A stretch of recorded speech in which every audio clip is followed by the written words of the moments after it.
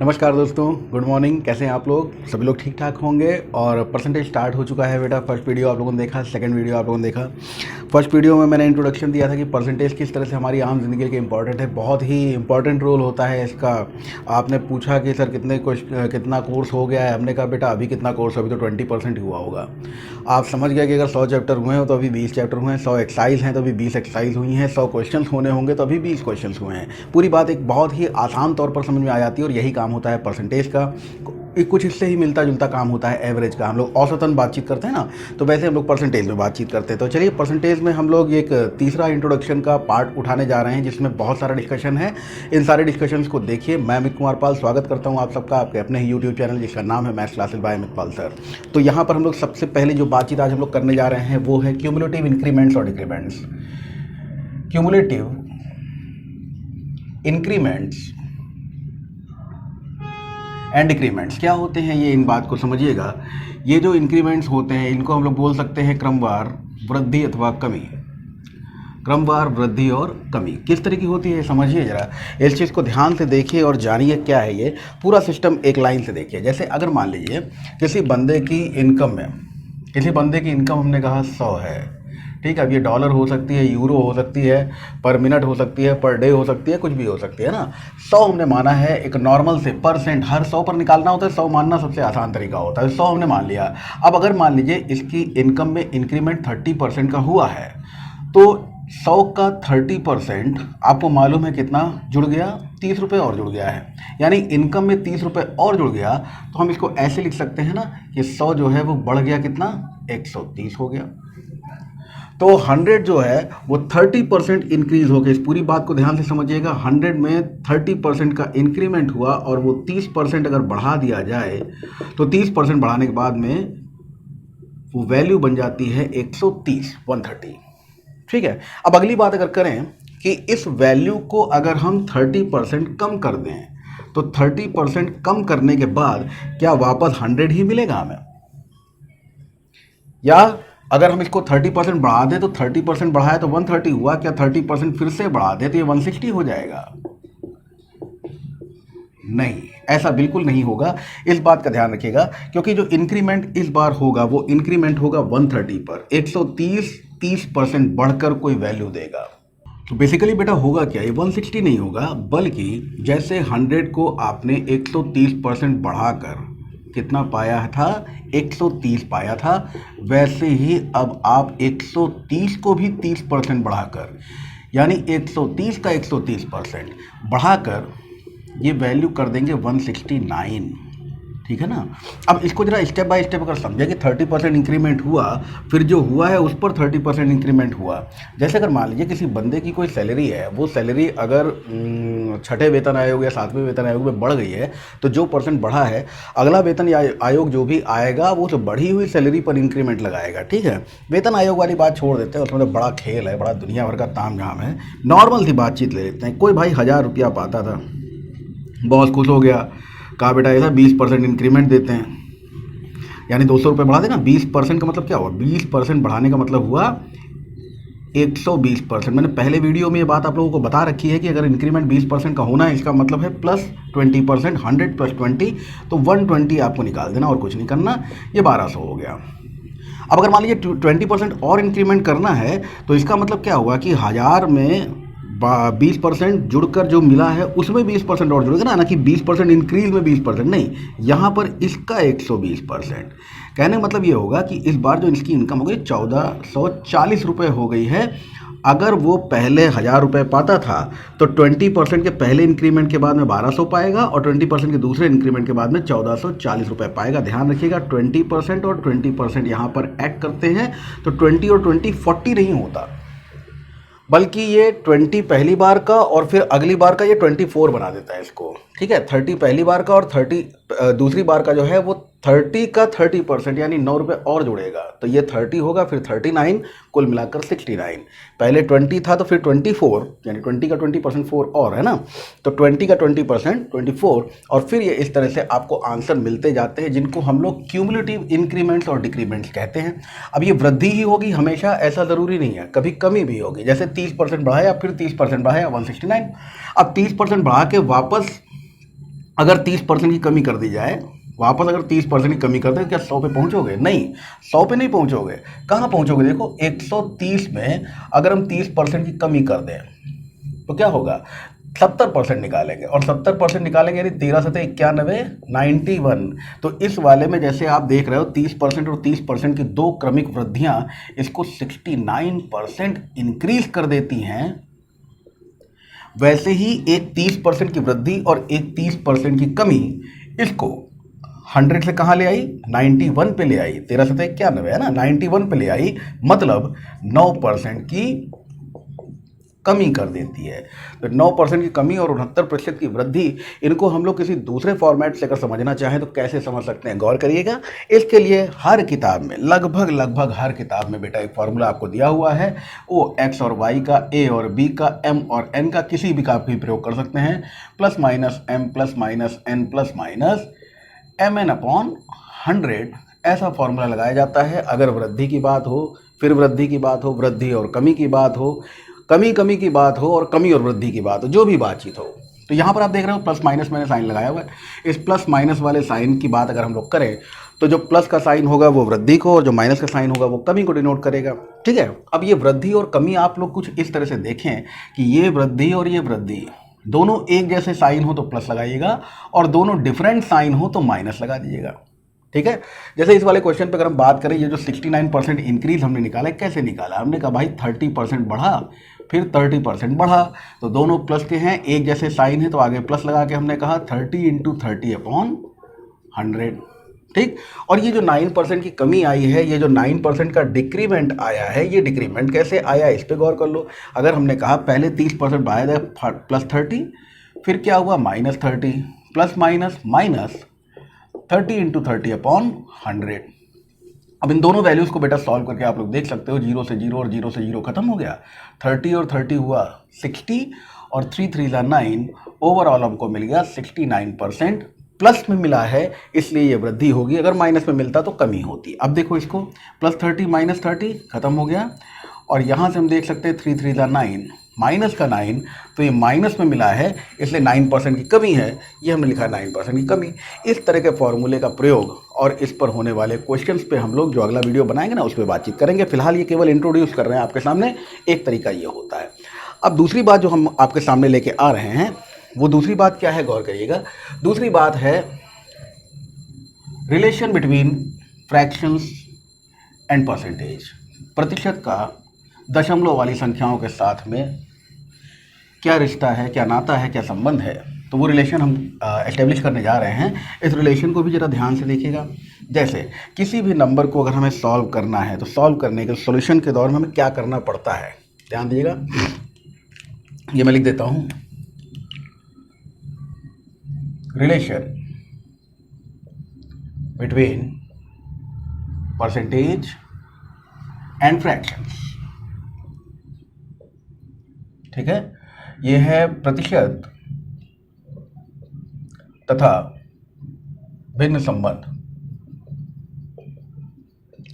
प्रतिशत तथा भिन्न में संबंध, ये संबंध हम लोग एस्टेब्लिश करने जा रहे हैं। देखिए क्या है ये संबंध, इस चीज़ को देखिएगा, ये रिश्ता क्या कहलाता है समझिएगा। यहाँ पर हम लोग को एक बहुत ही साधारण सी बातचीत करनी है। साधारण सी बातचीत बेटा ये है कि हमसे कहा गया कि किसी भी संख्या, मान लीजिए 1400 का 20% निकालना है।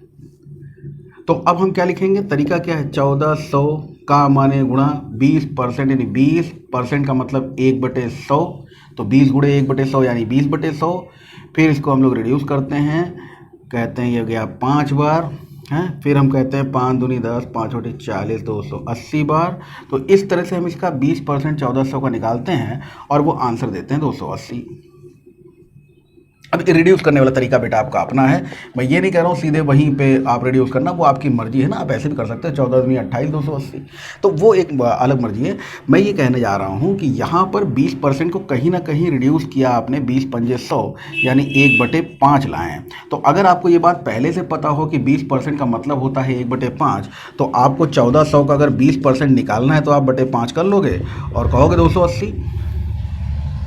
सही है ना। तो ये चीज़ें जो होती हैं, छोटी छोटी बातें होती हैं, हमारे कैलकुलेशन को आसान बनाती हैं और कुछ नहीं करते हैं। इनका कोई और विशेष काम नहीं है, इनका विशेश काम बस इतना है कि हमारे कैलकुलेशन को आसान बनाती हैं। और अगर हमारा कैलकुलेशन आसान हो गया तो अपने आप क्वेश्चन आसान हो जाएगा। तो कुछ इसी तरह की बातचीत में एक परसेंटेज का रिलेशन एस्टेब्लिश कीजिएगा और इसको बहुत ही कायदे से दिमाग में बैठा लीजिएगा। फिर क्वेश्चन कैसे होते हैं ये हम लोग अगले वीडियो में देख लेंगे। आप हमेशा ध्यान रखेंगे कि अगर हम बात करते हैं पूरे की फ्रैक्शन में, तो परसेंटेज में हम बात कर रहे हैं कहीं ना कहीं 100% की। अगर हम बात करते हैं फ्रैक्शन में आधे की, तो परसेंटेज में बेटा हम बात करते हैं 50% की। अगर हम बात करते हैं 1/3 की, तो परसेंटेज का मतलब होता है 33 होल नंबर 1/3%। 1/4 का मतलब है 25%।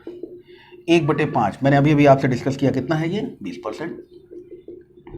1/6 का मतलब होता है 16 सही 2/3%। अब ये मैं कुछ रिलेशन एस्टेब्लिश करके भी आपको दिखाऊंगा। 1/7 का मतलब होता है 14 सही 2/7%। 1/8 यानी 12.5% होता है ये। 1/9 का मतलब होता है 11 सही 1/9%। 1/10 का मतलब होता है 10%। और 1/11 का मतलब होता है 9 सही 1/11%। तो ये कुछ परसेंटेजेस के टेबल्स आपके सामने हमने रखी है, इसको जरा ध्यान दीजिएगा। हमने क्या किया है, कुछ नहीं किया है। कोई भी रिलेशन एस्टेब्लिश करने के लिए, जैसे 1/6 है, 1/6 को परसेंट में बदलना, मैंने क्या बताया था, इंटू 100% करना और कुछ नहीं। तो कुल मिला के आप क्या कर रहे हो, 100/6 कर रहे हो, यानी परसेंट निकाल रहे हो। 2 से काटा आपने 50 बार और 3 बार, और ये देखो आप क्या हुआ, 16 सही 2/3%। 1/6 फ्रैक्शन का परसेंटेज में मान अगर निकालोगे तो क्या निकलेगा, 16 सही 2/3 निकलेगा। और इसको ना सिर्फ निकालना बल्कि याद कर लेना। ठीक, अब याद करने वाली बात जब बोली जाती है तो आप लोगों को बड़ी समस्या होती है, यार याद करने वाला बड़ा सिस्टम करा, छोटे थे सब लोग, कहीं पहाड़ा याद करो, फिर तैयारी शुरू की, कहीं स्क्वायर क्यूब याद करो, अब बता रहे परसेंटेज की टेबल याद करो। क्या क्या याद करेंगे, मैथ है, केमिस्ट्री है। मैथ ये याद वाद कुछ नहीं करना है, ये सब आपको पहले से याद है, पहले से याद है। लेकिन जब ये लिखा हुआ मिलता है ना, तो बिना ये लिखे सुकून नहीं मिलता। बस मेन बात ये है। समस्या बेटा यहाँ है कि हम लोगों को जो बात पता है उनको भी हम लिख के ही सॉल्व करते हैं। हमें अच्छे तरह से पता है कि अगर 4000 का 25% निकालना है तो हमें इस 4000 के आधे का आधा निकालना है, यानी 1/4 निकालना है, जैसे लिखा हुआ है ना, 1/4 निकालना है। बावजूद इसके हम में से तमाम लोग 4000 का 25%, फिर 25 चौके 100, 1 0 ये वाला, जब तक ये ना कर ले तब तक सुकून नहीं मिलता है। इस सुकून की तलाश को छोड़िए और झटके में आंसर देना शुरू कीजिए। 4000 का 25%, अच्छा 4000 का आधा 2000, 2000 का आधा 1000, आंसर है 1000।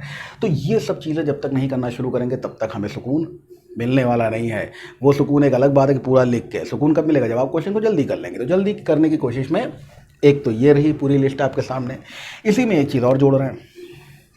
अब इनका एडिशनल पार्ट, हमने कहा ना सिक्के के 2 पहलू होते हैं बेटा। हमेशा ध्यान रखिएगा कि एक हिस्सा तो हमारे सामने होगा, दूसरा हिस्सा हमें दिया नहीं होगा, वो हमें खुद ही एस्टेब्लिश करना होगा दूसरा रिलेशन। तो दूसरा तरीका जो है, उस पर जो दूसरी बातचीत है उस पर आ जाए। आधा 50% होता है, 2 लोगों के हिस्से हैं, अगर एक को आधा मिला तो दूसरे को भी आधा मिलेगा। ए और बी के बीच में अगर बांटोगे तो एक को आधा मिला दूसरे को भी आधा मिलेगा, ठीक है। तो अगर एक को 50% मिला है दूसरे को 50% मिलेगा। एक को अगर पूरा मिल गया दूसरे को कुछ नहीं मिलेगा, है ना। तो 100% और 50% ड्रॉप कर दो। लेकिन अब मुझे बताओ कि अगर एक को 1/3 मिला है, 3 में से एक हिस्सा, तो दूसरे वाले को 3 में से कितना हिस्सा मिलेगा, 2 हिस्सा। मतलब यहीं से एक रिजल्ट और ले लो कि अगर 1/3 का मतलब 33 सही 1/3% है, मतलब साफ है भाई, 2/3 का मतलब 66 सही 2/3% है। अब तरीका ये समझिएगा कि जैसे 1/3 का मतलब आपको मालूम है 33 सही 1/3, 2/3 का मतलब हमने अभी आपको बताया 66 सही 2/3 निकाला, वैसे ही हमने तो इनको जोड़ने पर 100 मिलेगा और इनको जोड़ने पर 1 मिलेगा।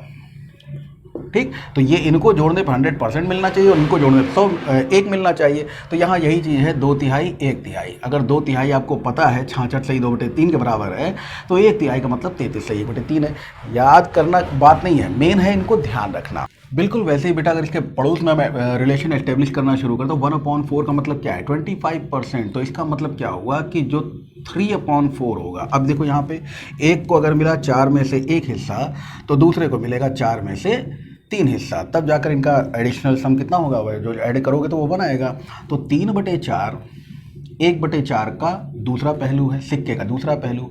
तो उसी तरह से 25% का दूसरा पहलू कितना हो जाएगा, ये हो जाएगा 75%। इसके पैरेलल में ही देखते जाइएगा। 1/5 का मतलब है 20%, मतलब 5 में से एक हिस्सा। तो अब 5 में से कितने हिस्से बचे, 4 हिस्से। तो अगर हम 5 में से बचे हुए 4 हिस्सों के बारे में बात करेंगे तो जो 4/5 रिलेशन एस्टेब्लिश करेगा वो भैया कितना हो जाएगा, 20% और 80%, तब जाके बनेगा 100%। इस 100 वाली बात को भी ध्यान देते रहिएगा। तो यहाँ 75 है तो 25 है, 80 है तो 20 है। अब इस बात को समझिएगा कि 1/6 यानी 6 में से अब कितना बच गया, 5। 6 में से एक हिस्सा ये होता है, तो 6 में से 5 हिस्सा वो कितना होता है, आप इसी का 5 गुना कर लो। ठीक है, 5 गुना कर लो, 16 पचे 80 और 2/3 का 5 गुना यानी 10/3 यानी 3 सही 1/3, 83 सही 1/3 आपको मिल गया। तो ये 83 होल नंबर 1/3% हो गया। 1/7, 14 सही 2/7% के बराबर है। मतलब 7 में से एक हिस्सा तो निकल गया, बचा कितना, 6 हिस्सा। और ये जो 6 हिस्सा होगा बेटा, ये 85 होल नंबर 5/7% के बराबर होगा। 1/8 12.5% के बराबर है। तो 8 में से एक हिस्सा निकल गया, तो बचे हुए जो 7 हिस्से होंगे ये 87 87.5% 87 होल नंबर 1/2% के बराबर होंगे। उम्मीद है बातें सबको समझ में आती जा रही होंगी, और इनको ना सिर्फ समझिएगा बल्कि भरसक यूज़ भी कीजिएगा, तब जाके परसेंटेज आसान बनेगा। मैं बताता हूँ कुछ और, थोड़ा सा एक दो और लिख लेते हैं। 1/9, 1/9 का मतलब, तो मतलब जहाँ से जैसे हम लोग चले थे ना 66 से 2/3 से, अब ये 10 है तो 90% आपको समझ में आ जाएगा। ये 10% है, 90%, 90% का मतलब क्या होता है, तो 9/10 होता है। इसको और देख लीजिए, 9 में से 8 अगर रिजल्ट आपको निकालना हो तो ये वैल्यू आपको मिलती है 88 सही 8/9%, 88 सही 8/9%। ये सारी वैल्यूज़ जो हैं, इन सारी वैल्यूज़ को आप अपने दिमाग में अच्छे से बैठा लीजिए, ठीक। और इतनी वैल्यूज़ दिमाग में बैठाने के साथ ही साथ एक दो वैल्यूज़ और देख लीजिए। जैसे 6 होल नंबर 2/3% का मतलब होता है, अक्सर आएगा आपके सामने 1/15, और 6 होल नंबर 1/4% का मतलब होता है 1/16। इतने परसेंटेजेस बेटा आपके दिमाग में हमेशा अच्छे से बैठे रहेंगे। अब ये तो इसके अपोजिट ही ना, ये तो इसके अपोजिट वर्जन ही है। अब इन पे हम लोग बात कर लेते हैं। दूसरा जो उल्टा वर्जन होगा वो कैसे तैयार करोगे आप, वो आपकी जिम्मेदारी है। लेकिन पहले सीधा वाला तो तैयार हो जाए, पहले सीधा वाला ही दिमाग में नहीं बैठ रहा, उल्टा वाला कहाँ दिमाग में लाएंगे, ये चीज़ चल रही होगी ना। तब देखो जरा, पूरा 100% कौन नहीं जानता, आधा 50%, ठीक है, आधे का आधा तो 50 का आधा, और आधे के आधे का आधा, समझ रहे होंगे। तो एक आधा हुआ 1/2, उसका आधा 1/4, उसका आधा 1/8, आधे के आधे का आधा, तो यहाँ 50 से 25 से 12.5। और अगर कर दे आधे के आधे के आधे का आधा, तो आप कहोगे 50 का आधा 25, 25 का आधा 12.5, और 12.5 का आधा 6.25, 6.25 यानी 1/16। सिंपल सी ये बात समझ में आ गई होगी आपको, ठीक है। ये बेटा हमने फ्रैक्शन इधर लिखा है लेफ्ट हैंड साइड में, फिर परसेंटेज राइट हैंड साइड में लिखा है, यहाँ थोड़ा उल्टा कर दिया, इसको तो समझ ही जाओगे सब लोग, खैर कोई दिक्कत नहीं। चलो अब अगली बात देखो जरा, 100 के 3 हिस्से नहीं हो सकते, तो 99 + 1 तो लिख सकते हो ना 100 को, 100 के 3 हिस्से नहीं हो सकते, इसको 99 + 1 लिख सकते हो। अगर 100/3 कर रहे हो तो मतलब 99/3 और 1/3 कर रहे हो, ये हो गया 33 और ये हो गया 1/3, यानी 33 सही 1/3, 100/3 यानी 1/3 का मतलब 33 सही 1/3। आधा वाला मैंने बता ही दिया है।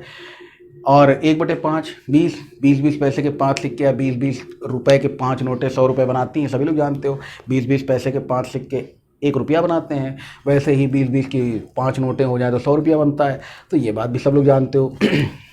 1/8 मैंने डिस्कस कर दिया।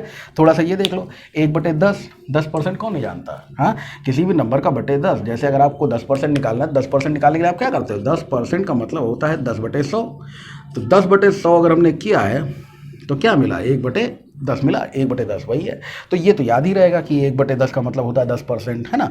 अब इन दोनों को दिमाग में रखना है, 1/9 और 1/11, 11 × 9 99 होता है, 11 × 9 99 होता है। तो बटे में अगर 9 हो तो बटे में 9 रखो, बगल में 11, और बटे में 11 हो तो बटे में 11 रखो, बगल में 9, ऊपर तो 1 रहेगा ही। ये दोनों भी तैयार हो गए। क्या बच रहा है बताओ आप, क्या बच रहा है, सिर्फ ये दोनों जिन पर हम लोग बहुत ज़्यादा फैमिलियर नहीं है, जिनसे बहुत ज़्यादा हम लोग हमारे यूज़ में नहीं है, जो इनको मैंने हरे डब्बे में बंद किया है। इनको एक बार गौर से देखो, ध्यान से, और जैसे ही आप इनको घूर के देखोगे आपको ये तैयार हो जाएंगे, डेफिनेटली आपको याद हो जाएंगे। इनको आप बहुत ही प्यार से और इत्मीनान से तैयार कर सकते हो।